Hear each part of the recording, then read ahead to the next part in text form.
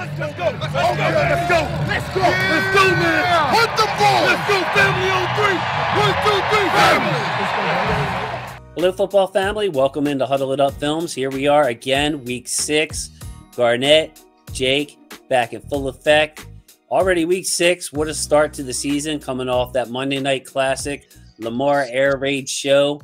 Highlights available on the channel. Gentlemen, how are we doing? How are we feeling? Oh, doing great, man. Glad to be back with you guys. I had a little departure last week, but it was a good one. Doing really well, guys. It's great to be back. All right, man. Well, let's pick that enthusiasm up. Get ready to go into this game.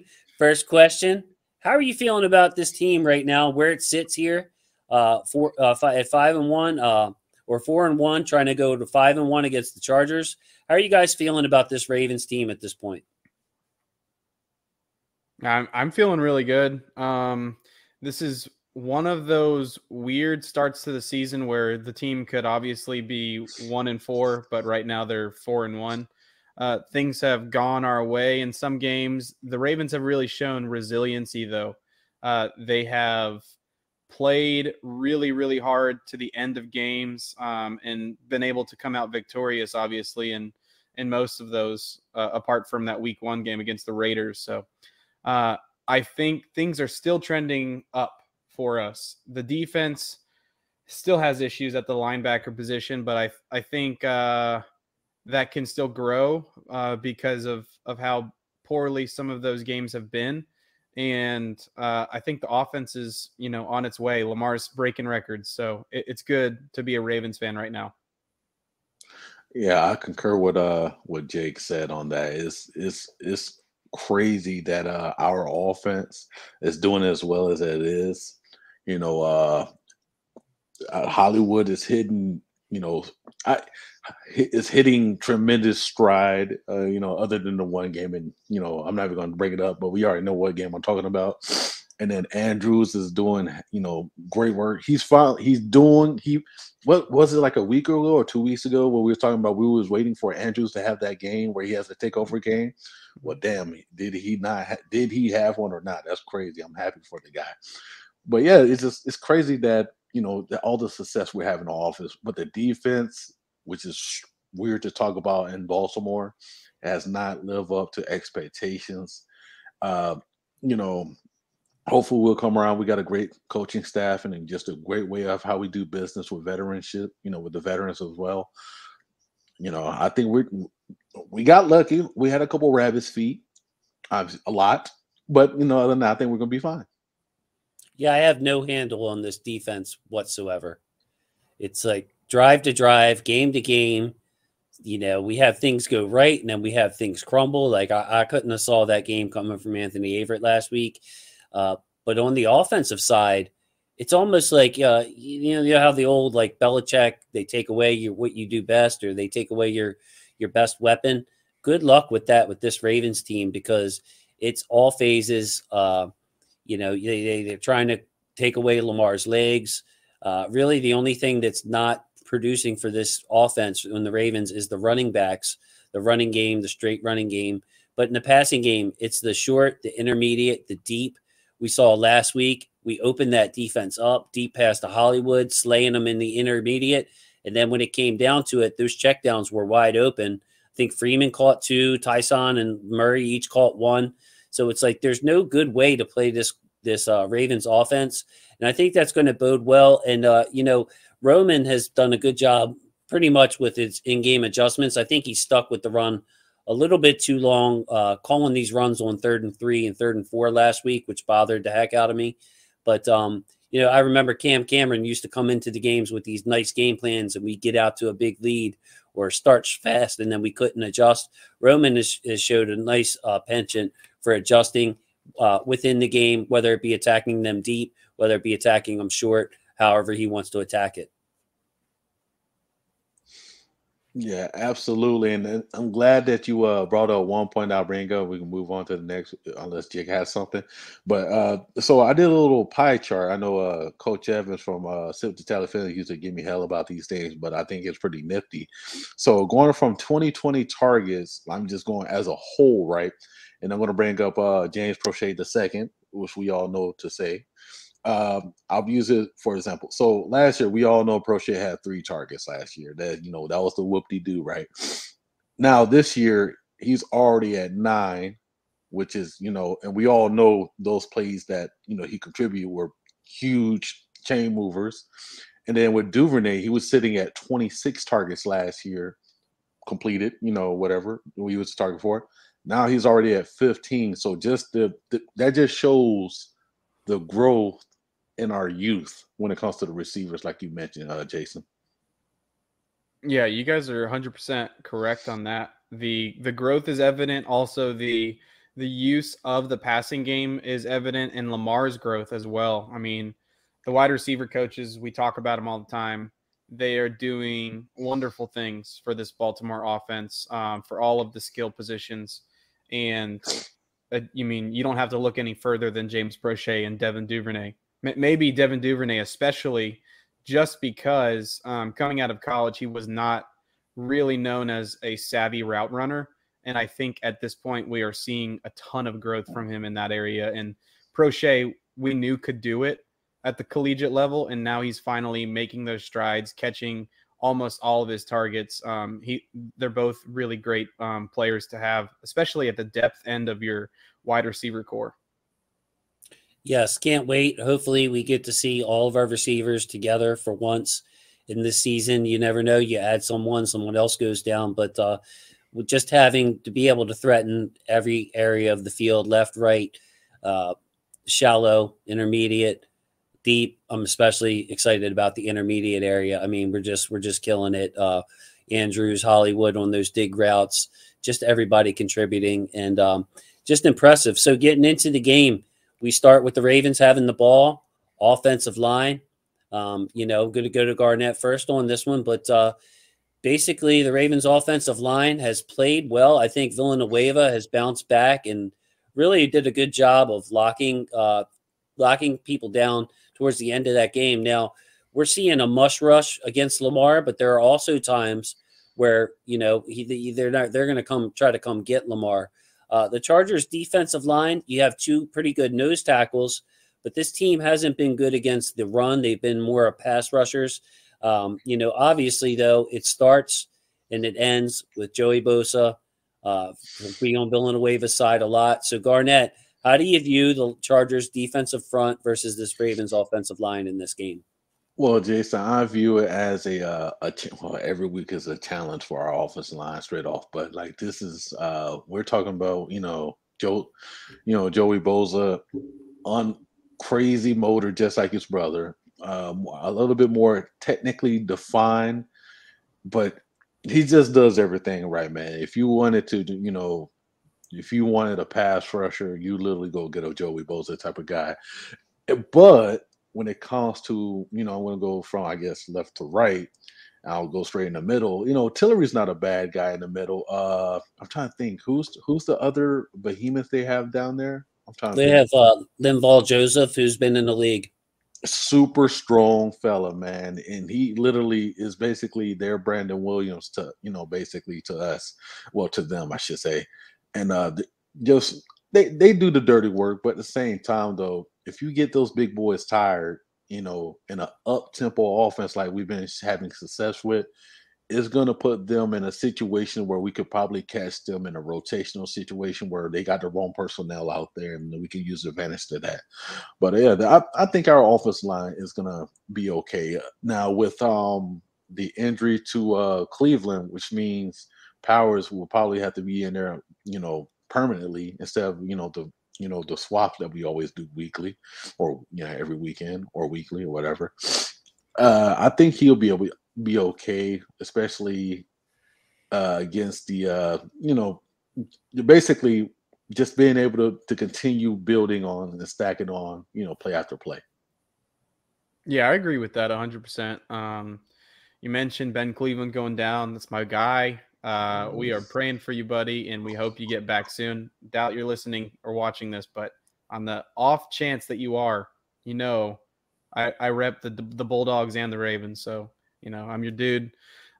Tillery is one of those guys that he's listed as a defensive lineman, but he's one of those kind of tweeners that they will put him out on the edge a little bit. He's very thin.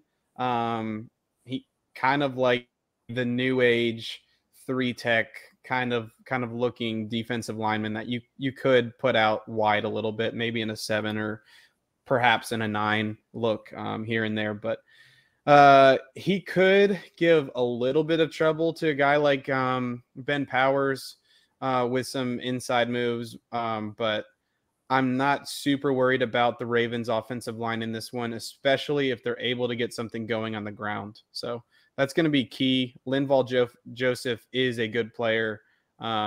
He's steady in just like you said, Garnett. He's one of those guys that you want to maybe do some hurry up, some up tempo things to keep him on the field and wear him out. Exactly. And, I think that the key to this game on the offensive line for the Ravens, for them to perform well, is just a little bit more balance. If the Chargers are in a position where they can come get Lamar, I think that they can have some success. So here we are, bizarro world. If the Ravens can just run the ball enough to keep the Chargers off balance, we should be fine up front. And I think that from center to the right side has been as good as you can expect. McCary and Zeitler picking up those stunts towards the goal line at the end of the game. I mentioned Villanueva just absolutely locking down there at the goal line to give Lamar all day to go through his reads. I mean, Lamar has gone through it. The pass protection has been really, really good for this Ravens team.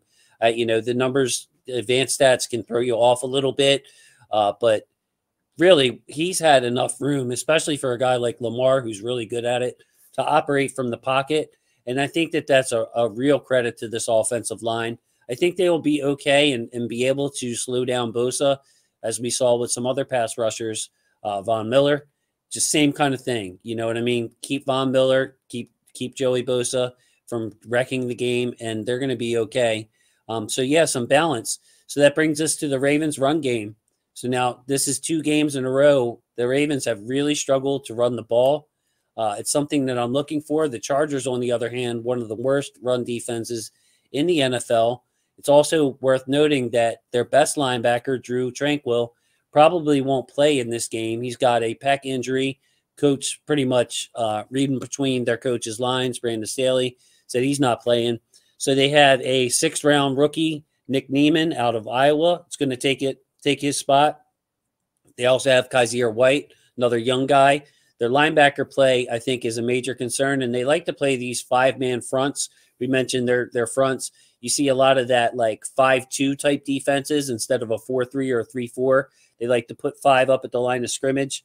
So at that running game, I see kind of a similar game plan that we saw from Indianapolis and Denver, where they're going to put 5 guys up at the line of scrimmage and maybe dare Lamar to throw yet again. So as it pertains to the running game, bad run defense. Can the Ravens get back on track, and how do we do it?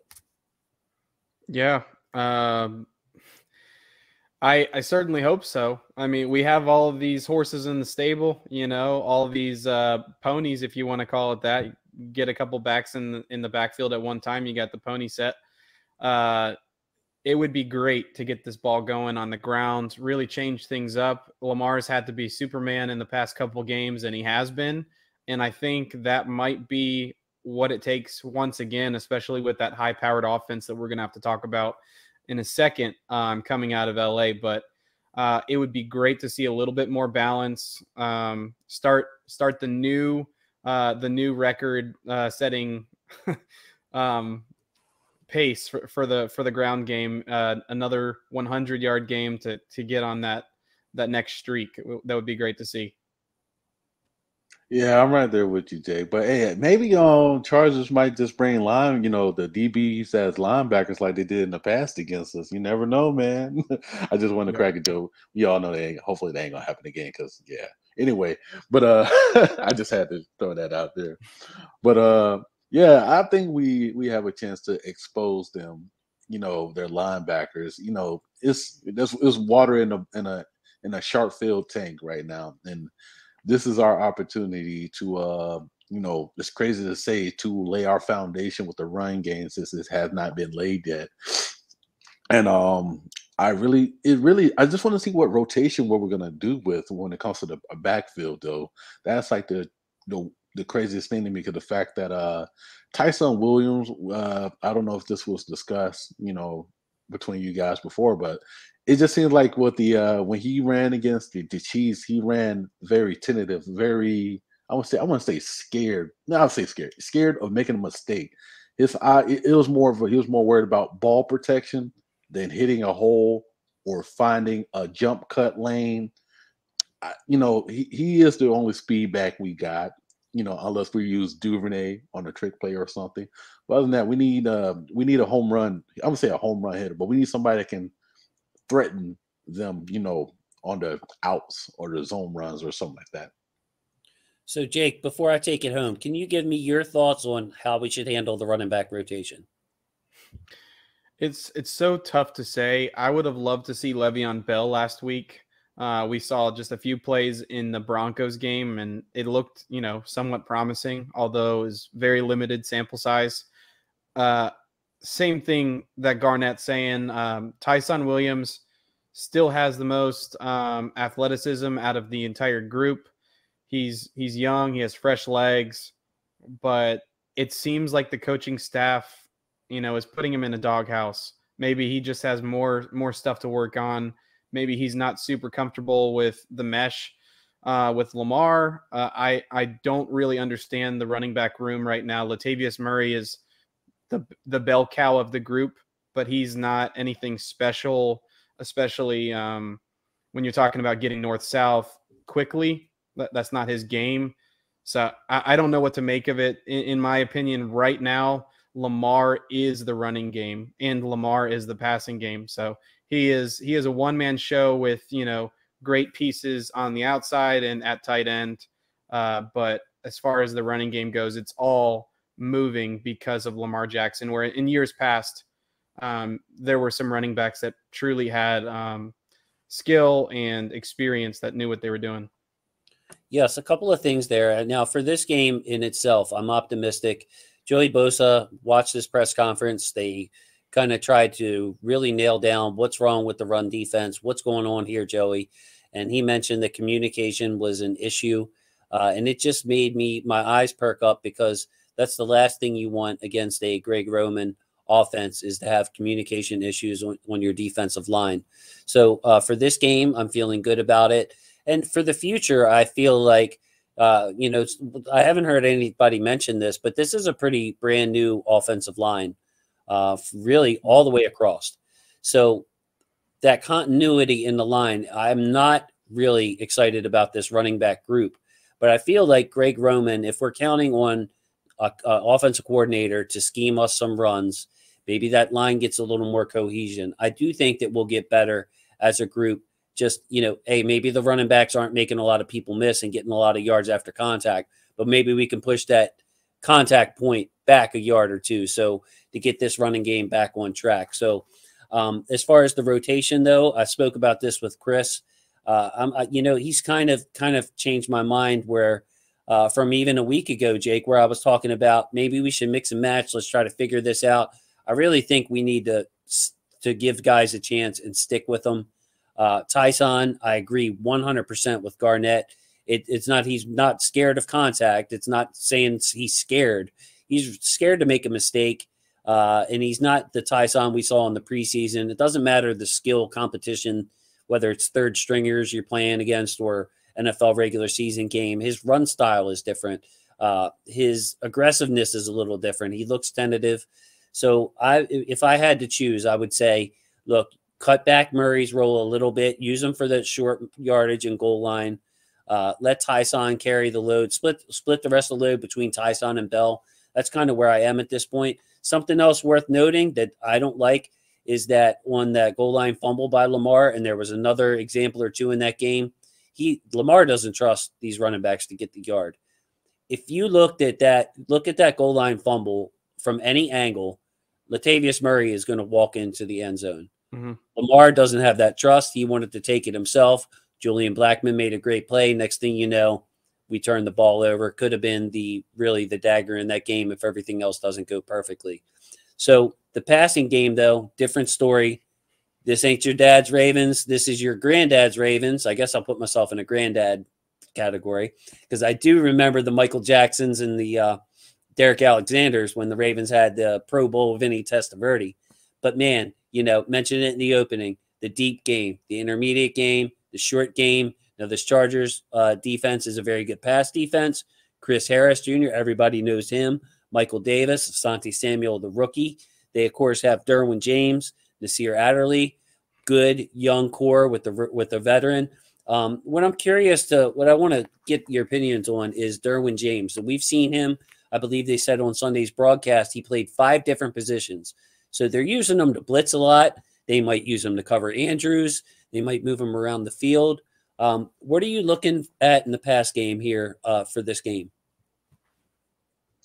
So I'm looking for I want to see. Well, I think I have a generic idea of what they're gonna do, against us when our offense is basically probably gonna bracket wherever side Hollywood's on. Probably use Derwin as the generic Andrew stopper, but when it comes to other weapons, I believe it's an opportunity for whoever's going to play the X role to have a tremendous play in this game, or opportunity. So it could be either a Prochet, it could be a Duvernay, it could also it might be Boykin for all we know. But I really do see I'll say we can match up against their defense on the secondary wise. But I just want to see how we're going to use, what kind of tempo we're going to go against, because we can't afford to come out slow against the Chargers. I know, I'm supposed to be talking about their offense and defense, but at the same time, though, it's one of the things where their defense, it's not bad. It's like a bend but don't break. But I think we can make them break. Like, it all depends on how we attack them, like immediately, and not come out slow. Yeah, I agree with that. They definitely have some strong players. You mentioned Derwin James, huge name in this one. I don't think Andrews is going to be able to have as strong of a game as he just had. I mean, considering that was like Travis Kelce, Darren Waller level game that we've been waiting for. He's a really special player in coverage as well.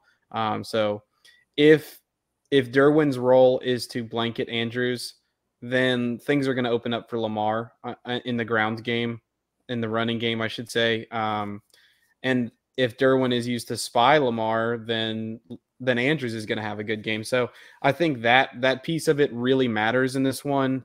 And then as you get into the wide receiver core, you're right. There's going to be attention on on Hollywood Brown, but Devin Duvernay, James Prochet II, and Rashad Bateman, who should be playing in this one, all have a chance to make some plays and put up some points in this game. So I'm not overly worried about that group, while still respecting the talent that they have. Especially, they also have Nasir Adderley, and their rookie corner obviously is a name people should recognize. Asante Samuel Jr.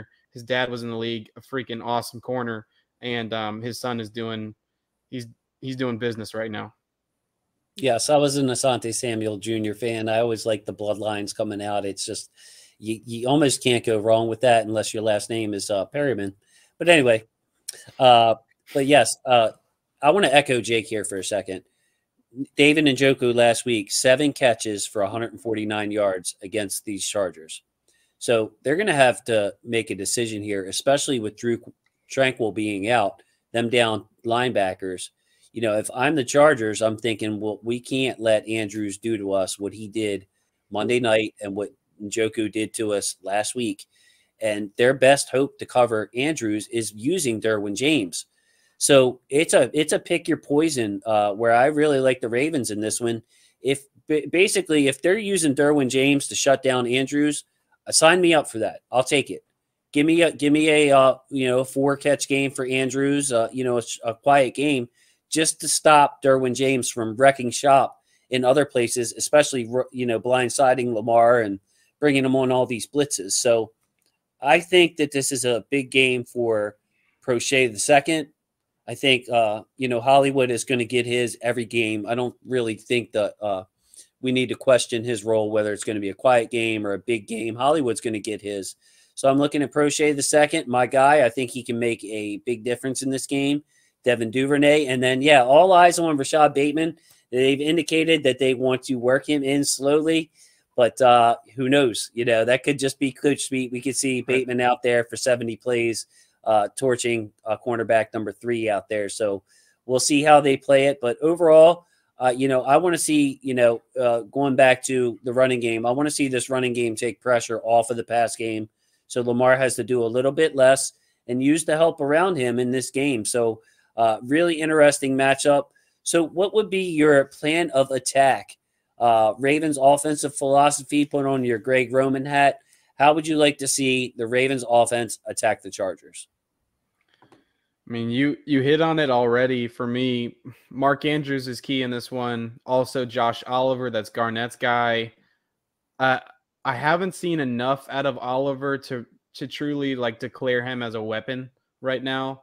But tight ends should have a chance to make plays in this one. And if they are the focus of the defense, then Lamar is going to be making plays on the ground. Some running back is going to be involved to a point that they are worth mentioning. And then on top of that, Hollywood's going to get his most likely.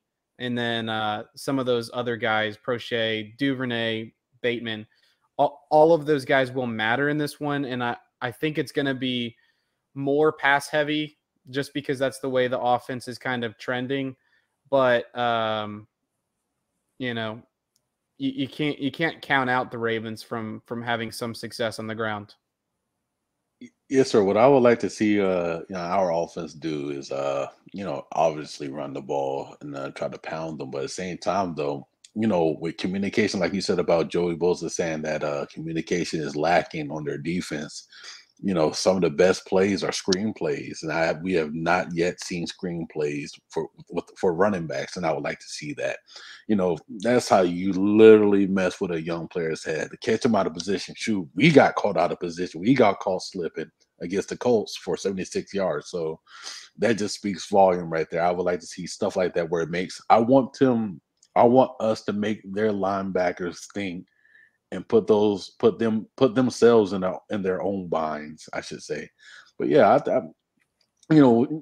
continue to take shots deep, make them play honest, and then hopefully everything else will work out. The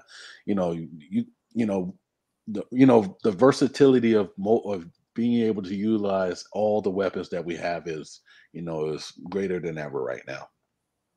I love it. My philosophy in this game is no matter how we do it, how we balance it out, I want to see us have success on the ground early. Before it turns into a shootout, I want to see us average 5 yards a carry from our backs, old school Ravens style, like we used to be able to do in our sleep. Just to open up this offense, to be able to give the Los Angeles Chargers something to think about, because, we're going to go to the other side of the ball here in a second, but it's going to be a shootout. You guys have noticed it, have mentioned it. I think the over-under is sitting at 51 points. If I was a betting man, I would take the over in this game. Yeah, it's going to be a shootout. I was surprised that it was that low. There's like 4 or 5 other games with higher over-unders. This could be the highest scoring game. But before we get into that shootout, I want to see us have an effective ground game. So if it comes down to it and we need to salt away and have one of those 5, 6, 7 minute drives, our defense is struggling, our defense is tired, I want to be able to go to that handoff to the running back and let him take it, save Lamar's legs, save Lamar's stamina a little bit. So that's what I'm really looking for. If we start getting stuff for these 1, 2, 3 yard rushes early, I'm not liking the flow of this game. I think we really need to at least hold serve, per se, in the run game. So, hey, let's flip it over to the other side, the Chargers offense. Now, focusing in on the offensive line, they have a tale of 2 lines, basically. Their left side of the line is extremely strong. Rashad Slater, excellent start to the rookie season, handling Myles Garrett one-on-one last week. Amazing performance, has built up every game. Excellent pick for the Chargers. He should be there for a while. You have Filer and Lindsley. free agent targets. The Ravens were interested in Corey Linsley, I remember. So from center left, they're great. Right side, injured. So Brian Balaga had core surgery. He is now out for the Chargers. They're going with a man named Storm Norton, who has been in the league for a minute, hasn't gotten really a lot of playing time. And then former Raven Michael Schofield is going to be their right guard. So how do the Ravens attack or match up with the way our defensive line's been playing? Calais Campbell's playing out of his mind. Justin Madubuike, just to throw in my 2 cents on him, he needs to really step up his game in the run defense. He's being pushed around a little bit too much for my taste, being caught out position a little bit too much. Sky is still the limit for Madubuike. He can still cause havoc. But if he wants to be on the field more than being a sub rusher, he's really got to step up in the run defense. Dafio Way, obviously great. Justin Houston drawing a lot of attention. Bowser doing his thing. So Chargers offensive line versus Ravens defensive line. Yes, sir. So I think we just start off literally from the weakest to the strongest. Obviously, we're going to tap Mr. Storm. Hopefully, we can get a little tropical over there. All right, my joke is over. Oh, I'm done. But anyway, but yeah, it's I think it really just depends on that side. I want to see. I have a question now because I really haven't paid attention. Almost, I should have, but with attention to detail to it. But Adafe always just stays on the left side, correct? Or do we move him around? They move him around a little bit. Okay, yeah. Awesome. Well, I would like to. With that being said, I would like us to, flip around. Try Storm out a little bit. See the weather over there. But also, it's just one of the things where I would like to also see a couple more stunts as well. Mm-hmm. Yeah, we've been doing a good job with stunts to a certain degree, but I think we can get better. Brandon Williams, he's a hell of a run stopper, and one thing about the Chargers line, they might not look like it, but they literally do create nice holes for Eckler from time to time. And I think that's a key thing. If we can hold their run game, they like to impose their will from what I've read or I heard from Brandon, what's his name? The head coach? Brandon Staley. I saw a video where he's like he wants to impose his will when it comes to the run. Like it just basically in his word, testing the run is testing another man's manhood, and I like that. So if we can, stalwart their run game, I think we'll be good to go. And it all starts in the middle. And like you said, Madubuike needs to play like we saw against the Chiefs. He just can't be a primetime shower. Yeah, I agree with that. I don't necessarily want to get into they're really strong players just because it might be a little futile, but their rookie Rashawn Slater has been great. There was a quote this past week when they played Cleveland, and apparently he didn't like the help he was getting from tight ends and running backs on that side against Myles Garrett. He would rather go one-on-one. I don't know if it was making it more difficult for him, but that kind of mentality that doesn't even want help against an athlete like Myles Garrett is somebody that's going to be tough to get much pressure around and through. So he's been great. That whole left side of the offensive line is pretty strong. Matt Filer used to be in Pittsburgh. Corey Linsley, obviously, a good player, was with the Packers and hasn't had the best start to the year, but I think, he's working some things out. And I agree with Garnett that attacking the right side of their offensive line is going to be the biggest key to success. So hopefully Owe can get over to that side. Houston, create some stunts in this one, and we'll see if Tavon can get another sack because he played lights out other than that penalty. So yeah, their offensive line looks pretty solid. Stopping the run's key, but the thing that's stuck in my mind is still, you can stop the run all day, but if you can't stop screen passes to these running backs, it's basically the same thing as a running game. So the linebackers are going to have to play better. It's going to help to have Deshaun Elliott back. So that's kind of where I am with us versus them in the trenches and the ground game. Yeah, very well said. I think Outcast said you can plan a pretty picnic, but you can't predict the weather. Storm Norton. So yeah, I had to throw in my own pun there. But yes, you can plan a pretty picnic, but you can't predict the weather. So yeah, there's my singing voice, guys. I brought it. Took 6 weeks. Brought it out. Hey, you know what? I'm really excited to see this Rashawn Slater matchup versus both away and Houston. I want to see what the young man has.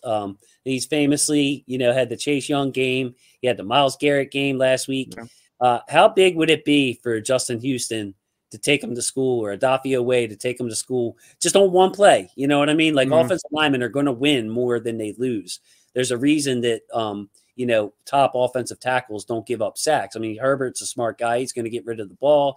He's going to feel it coming. So it only takes one big play is what I'm saying. If Adafio Way can just straight get off the snap like we saw him last week, or Houston can use his hands, maybe he hasn't seen that level of hand usage yet from the experienced Justin Houston. So, yes, of course, we're going to attack Mr. Norton and Mr. Schofield. Interested to see, by the way, what Michael Schofield tells the LA Chargers about this Ravens run game, and if the Ravens on the other side can expose what they know about Schofield. So it's one of those either or situations. Maybe they've seen in practice that he can't handle Matabike when they send Matabike this way or this gap, or maybe they can probably expose that right side. So from an offensive line standpoint, can't wait to watch the Slater matchup. I mean, it's going to be good on good over there. A lot of respect for Slater as a player, and I'm just hoping that we can, might get in his head. This young man's had a lot of success. Jake mentioned he's calling out, I don't like help. I want to take Myles Garrett myself. Now, that is a confident young man. I want to see if we can, just get in his head a little bit early in this game. It would be great. Now, we're going to have to spend some time on this defensive side of the ball. We're mentioning the running backs in the screen game. But let's just stick to the straight running game, because we're going to save the running backs for the part of their passing attack. The straight running game, the Chargers, 10th in yards and 11 in yards per carry. So you're looking at an above average, just straight handoff to Eckler type running game. On the other side, Patrick Queen, MIA, Malik Harrison, huge step back for him in the run game. If not for Calais Campbell, quite honestly, on some of these plays, they could have been housed. I think the edge rushers took a small step back as far as sealing the edge in this last game against Indianapolis. We're going to need the troops to rally. So let's stay away from the screen game for now, because we're going to get into that. We're just going to talk about Justin Herbert hands it off on 2nd and 8 to Eckler. What are we going to have to do to rally to stop these guys? And how do you feel about the matchup itself? Can we do it? Yes, sir. Yeah. Oh, go ahead. Is it me or you? You go ahead, man. Oh, my bad, man. All right. So I just the pressure's on for our defensive line, and guess what? We got the pressure daddy coming back. So, and that's he plays tremendously with the run. He might not get you sacks, but he'll get you some pressure in the backfield, and he'll blow up some plays. So hopefully he plays, a nice contribution to our run stopping game. And it gives keeps people fresh, like McPhee, like the older guys. Same thing with when it comes to Calais Campbell as well. But also, having Elliott back, it will allow, Chuck Clark, hopefully as a dime backer, if that's, hopefully that, that could help out, with the linebacker tobacco we have. But yeah, I think we can, 4.3 yards per carry is decent, but I think we can literally do something to them. We just got to play with we gotta excuse my language. We gotta drop our nuts on them. We gotta be mean. We gotta be nasty dogs out there. Don't be afraid to hit. And when we hit, wrap up. That's the one thing that gets us. It's the one thing that when I watch Queen, it's not like he's not trying, but the fact that he gets there is just he just over pursues and literally doesn't wrap. And same thing with Queen. Well, not the Queen, but with Harrison. Harrison blows up guards and whoever is pulling. But sometimes he just looks lost doing it. So, but yeah, that's why I would like to see. I would like to see, a nice healthy rotation up front, which will keep, our older veterans fresh. And I think a key contribution to from Chuck Clark in the box, I think that will help out a lot. when it comes to just having communication skills for that to happen. Yeah, I'm right there with you. For me, it all starts up front. The defensive line has to play better.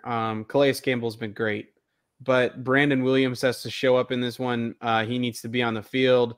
There were points in this past game where I look at the defense and I see Jelly Ellis, and I mean, there's nothing against the guy. I applaud the way he puts his effort out there, but when I see Ellis out there and not Williams, and we get gashed for a run play, I'm just thinking, why is Brandon not out there? Is he dealing with something? Is he tired? We need our best players on the front so that we can get to those backs before they get north-south, before they get that steam, behind them. So Brandon Williams is key. Calais Campbell is key. Justin Matabike needs to step up, just like Jason was saying. And I mean, if the linebackers continue to be an issue, then, just rotate in more DBs that can tackle, because Deshaun coming back is key in this one. Chuck Clark is, one of the surest things we have in our defense. So I think he's also going to be a big part in stopping that run game. Yeah, Elliott for me. Elliott. Seek and destroy Deshaun Elliott. Now, if he's making a tackle, usually it means that the others haven't done their job, but Deshaun can stop some of these larger runs where it's basically Chuck Clark or bust. If Chuck isn't there to make the play, we've had problems. Brandon Stevens took his game up another level.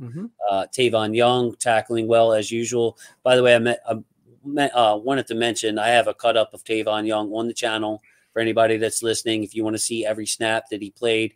Very good game for Tavon. Looks like he's rounding back into form. So we have tacklers in the secondary. I think that this defense is really missing Derek Wolfe as far as for the run defense, because having him aside, to be able to rest some of your other guys is going to be key to this rotation. Get Calais off his feet a little bit more. If Ellis is in the game and you have Brandon, and you have Derek Wolfe next to him, it's still a formidable front. The Wolf is as good as it gets at stacking, shedding. Check out his highlights, man. The man is a master in the run game and really perfect for a 3-4 scheme. But, our linebacker trouble tackling, I mean, it's a big problem. And, I don't want to harp on it too much because it's going to be an every week thing, but we really need to see better play from both of those guys. I think that they will play better just by default. I quite honestly, it's been that bad for Queen and Malik that they're going to be better. I believe a lot in Malik. I think you just have to limit the space. If you get Malik out in a lot of space, that's when he has issues. You saw him whiff on a tackle. I mean, the lane was 3 yards wide. The running back could have went wherever he wanted to, made a move, Malik missed. But if you have Malik attacking downhill, staying in his lane, Malik's going to be fine. So, but yes, much like like I said with the Ravens, if we can shut down this run game, it's going to help shut down or slow down rather their pass game, which is just a menace. So let's take a round just on the screen game. This is a hybrid between the run and the pass. So whoever wants to start can start on this. The major, just like the Lions game, concern in this is Austin Eckler, who is a machine, one of the best, if not the best receiving backs in the league. Get him out in space, it's trouble. You can see him just make those extra yards against Cleveland. The touchdown he scored late was an amazing vision play, quickness play, power at the end. This can really blow up our game. I mean, I don't really have anything to say, but else to add to that. But yeah, Chargers screen game and using the backs out of the backfield. Any thoughts on this? How we're going to have to do with it, or could this really blow up the game for us? Yep. For me, it's one of the biggest factors in the game. It's something that you and I talked about leading up to this most recent game. The running backs in Indianapolis are really adept at catching the football. And what did we see on 3rd and 15 on the opening series? A screen pass to Jonathan Taylor, and he housed it. And Austin Eckler doesn't have that same speed, but he has very sure hands. He is a good route runner as a running back. And, he could have one of those games that absolutely kills us. So I'm sure it is something that Wink is focusing on this week in practice.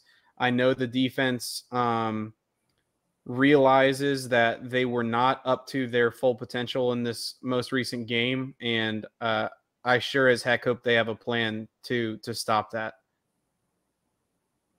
Yeah, I'm right there with you. Austin Eckler literally reminds me of Ray Rice in so many damn different ways. Just short, strong, pound for pound, strong guy. Just enough speed to get away from you, acceleration, all these things. And the screen game, man, is really nasty. And also, I think their backup Jackson is nice, pretty nice as well too. So they got a nice little 1-2 punch. Man, I just Houston last game, I was just surprised on him on third downs not being able to sniff that out. Like he got a lot of times we got caught in no man's land, and like it was like the obvious things on third down. I just couldn't believe it. Hopefully, we don't make the same mistake twice in those situations, and I think we will not. And also, like we said, we're gonna keep on beating this like beating it like a dead horse. Queen and Harrison just needs to step up. There's no sugarcoating it. It's in a situation where there's literally nobody else that we could put on the field. So it's like, you have no choice but to get better or I'm not even gonna say the other part. It's just that's where we're at right now, man.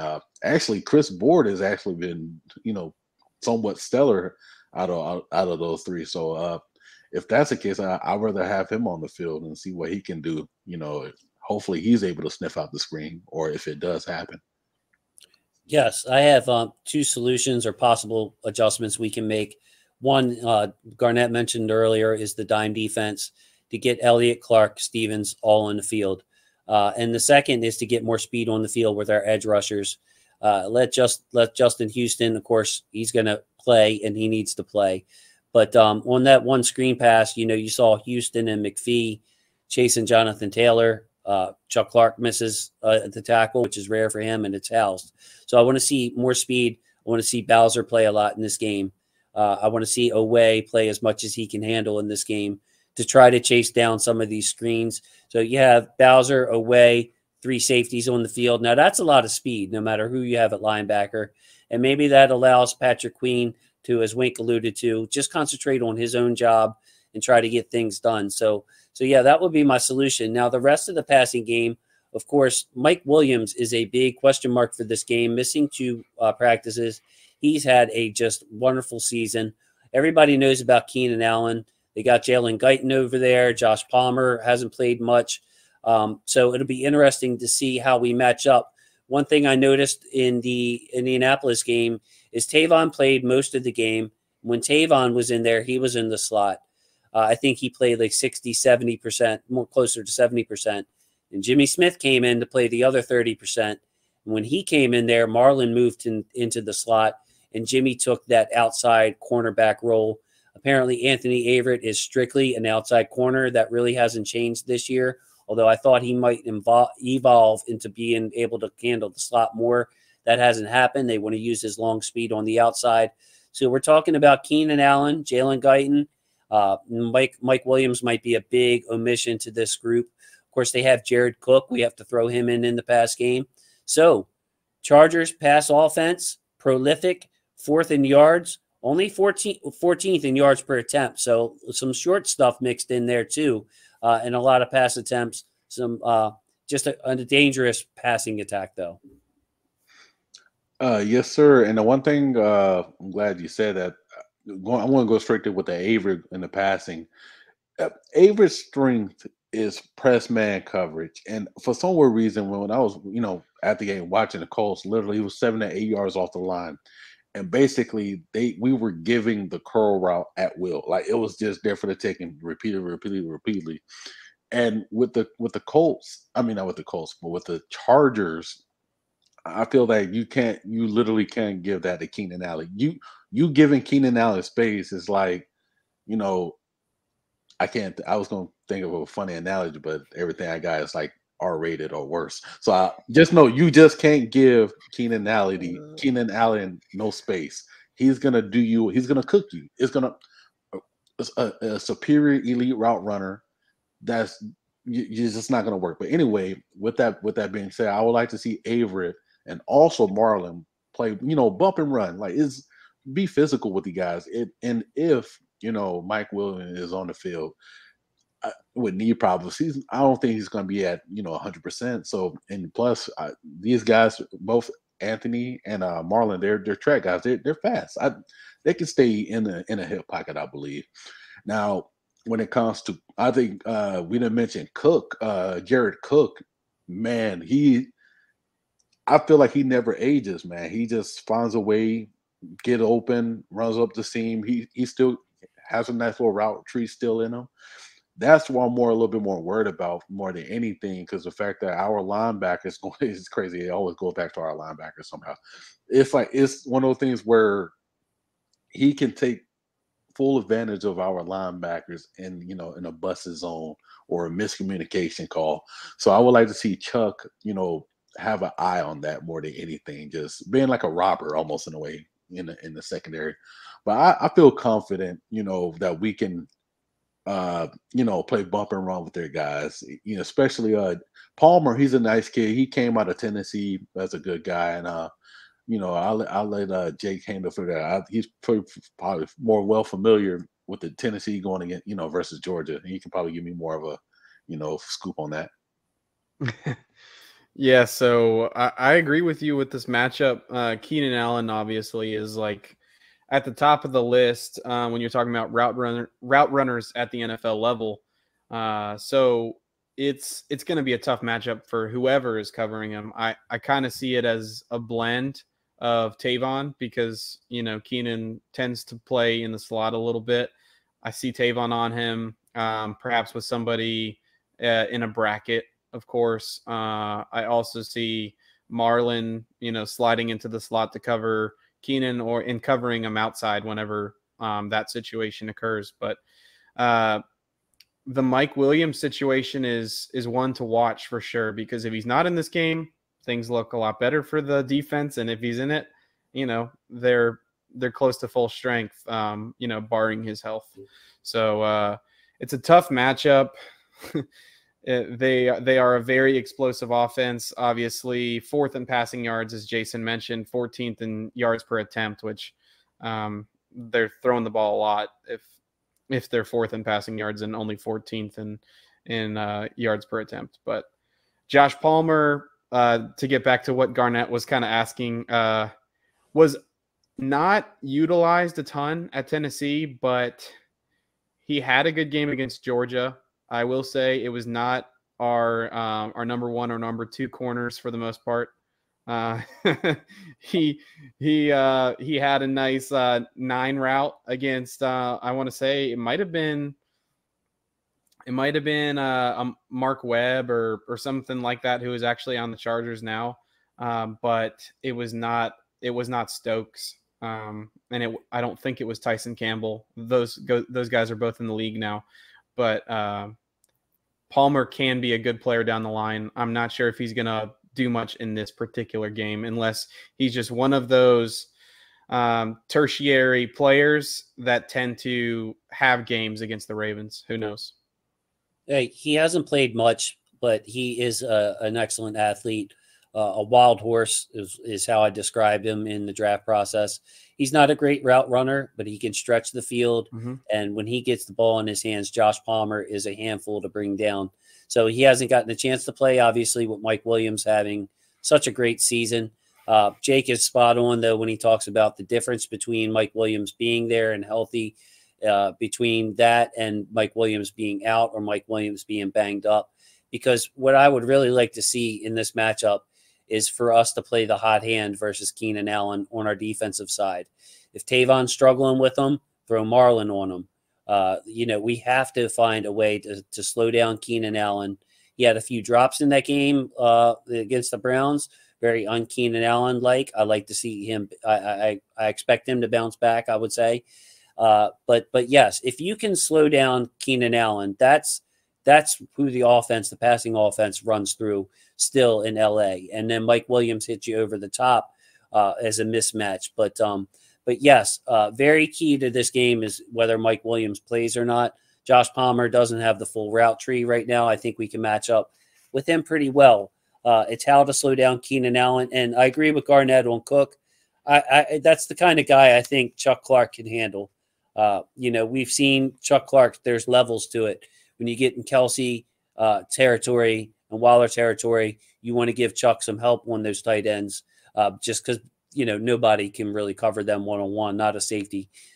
Jared Cook, I have all the confidence in the world in Chuck Clark. And then, of course, if they want to play Chuck Clark in that dime back and have him roam around and basically freestyle in that defense, that's where Jimmy Smith can come into play or Brandon Stevens could come into play covering Cook. So for me, it's really mostly almost all about Keenan Allen, aside from the backs that we went into in full. The screen passes in Keenan Allen, that's the way to slow down this offense. So mode of attack, here we go with full wink, half wink, or no wink Kansas City game plan. How are we attacking these Chargers on defense? How does the Ravens defense handle Herbert and the guys? Yeah, for me, it's probably a half wink. I'm in the middle of the screen here, so I guess that's my role in this. But Herbert's still a young quarterback, but he is really, really strong against pressure looks. Whenever they send blitzes, generally he knows how to pick that up. And last year as a rookie, he was better under pressure than a lot of quarterbacks are with no pressure. So sending more men on pressures, on blitzes, on simulated pressures. Well, I guess if it's simulated, then it's only a 4-man or something like that. But it probably doesn't bode well for the coverage. And when you have so many weapons like the Chargers do, I think it's important to have as many assets in coverage as possible. So I say half wink because I expect some stunts on that right side of the offensive line to get some pressures and some key stops. But other than that, I want to see a solid 4-man rush from Odafe Owe, Justin Houston, Tyus Bowser, Calais Campbell, guys like that, Justin Matabike as well. So that's kind of where I am. I am going no wink, but do just what you were saying, just to be a little different. Reason why I say that, I just like I want to trust in the 4-man rush. I want to have everything blocked off intermediate. Basically, have a 2-man, to cover 2 look and just literally just try to shut down as much as I can underneath. Be able to watch out for the screens in those situations. If we get a lead on them, if we can just get a lead on them, I feel like we can tee off them. But other than that, I'd rather just be no wink, eyes open, and just pay attention to what the screens or what anything that can throw at us. And the deep ball is going to happen if they get enough time. So that's one thing I'm just worried about. I'm on the same page as you guys here. It's going to be a somewhat conservative wink, because if you blitz Justin Herbert, they can beat you badly, and then they can use your aggressiveness against you. I mean, all of our main concerns is the screen game. Well, what does the screen game slow down? A strong pass rush. So, part of me wants to see when we do blitz for it to be Patrick Queen. And the reason I say that is because I want to see Austin Eckler be used in pass protection. And then, like, if we go 5 across, we have, all right, let's just put a lineup out there. We got Bowser on the strong side, and then we got Matabike, Brandon Williams, Calais Campbell, and then, take your pick, Away or Houston on the rush end. So we got those 5 guys across. What I would say is, if we blitz, back Bowser off, use him as your coverage guy, your spy on, Herbert and Eckler, and blitz Queen up the A-gap.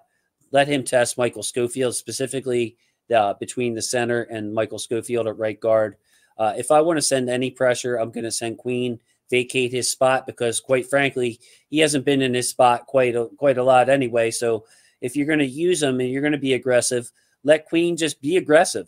Just say, look, man, just go get wherever the ball is. Just go ahead and freestyle, and we'll cover the zone.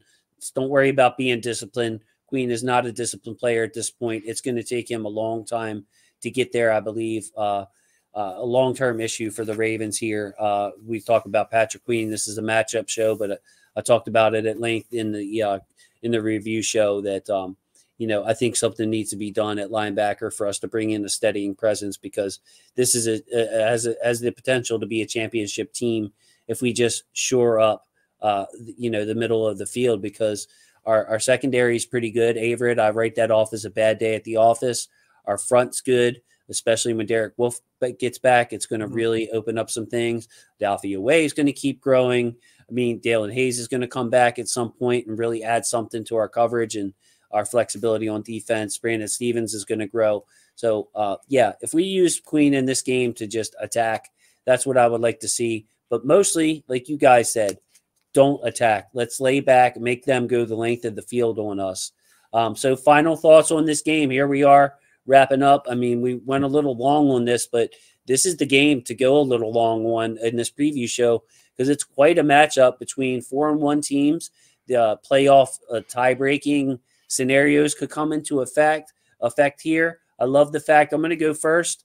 You know, I always do in the last segment, but what I want to see reiterated: shut down the run, establish the run, because this passing game is going to open up for both teams and be such a huge part of this game that it's that second dimension, the secondary dimension of the run game for both teams. Let's win that. Let's try to limit their yards per carry. Let's try to get back to old Ravens football. I would love to see us run for 160, 180 yards on this team.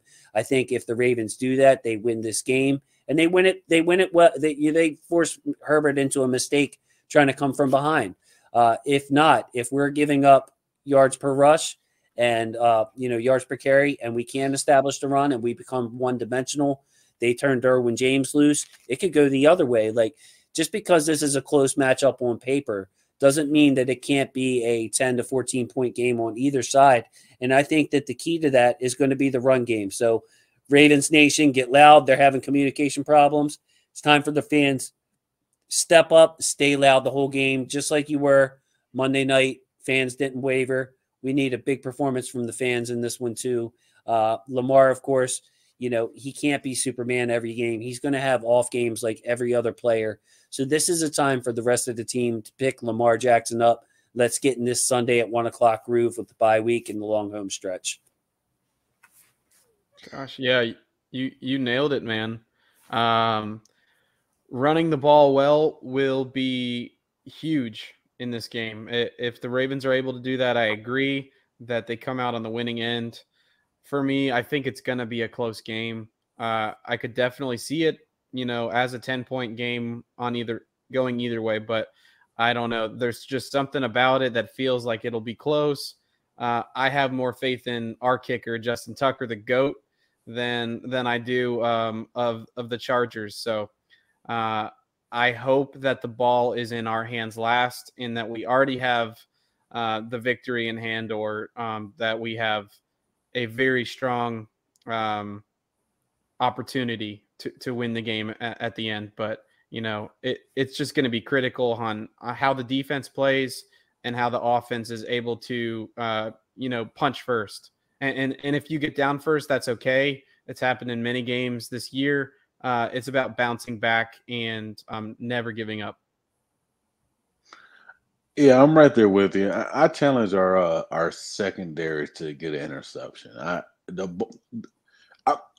I'm not saying that you know, Herbert's he throws the ball pretty damn accurate, man. Like, I give him that. I'm not gonna take nothing away from him, but I challenge us to get a turnover in the air. You know, we've been lucky to get a forced fumble, like a sack fumble or something of that nature. But, you know, let's be aggressive there. They're gonna throw a ball a lot.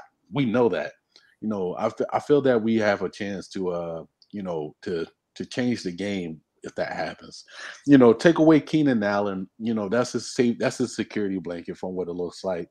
And also you know, obviously the run game, we need to stop that as well. But you take away Keenan Allen and you have a bum knee Mike Wilson, if he does play, you're literally just eliminating, options for him. So I feel like pressure, you know, if we can just contain those factors, I think we can pull out a win, especially on offense.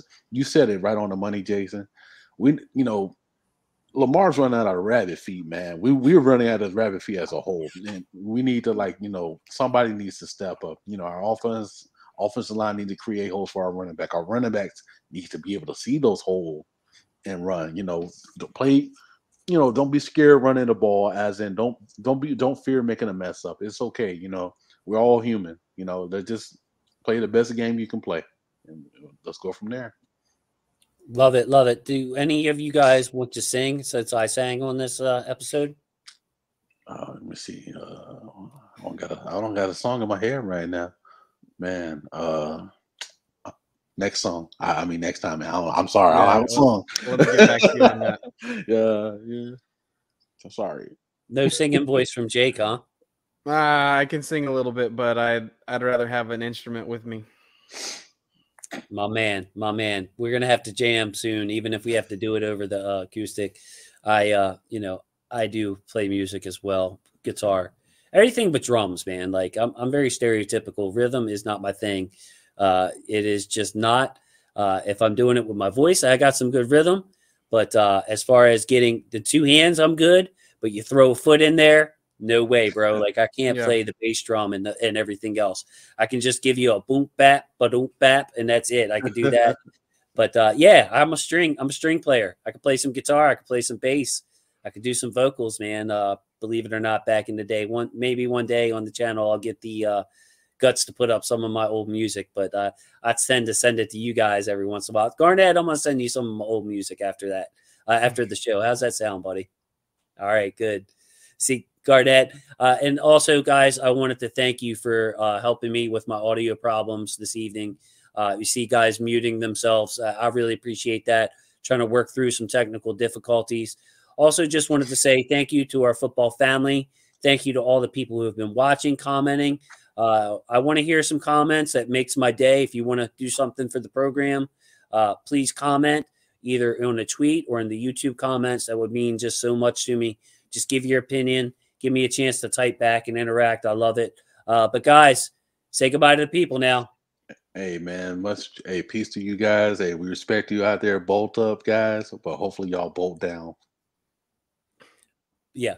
Well, hey, we'll Raven up. We'll put it like that. Play like a Raven. We play like Ravens. We're going to be all right. All right? Yep. Yes, sir. See you guys.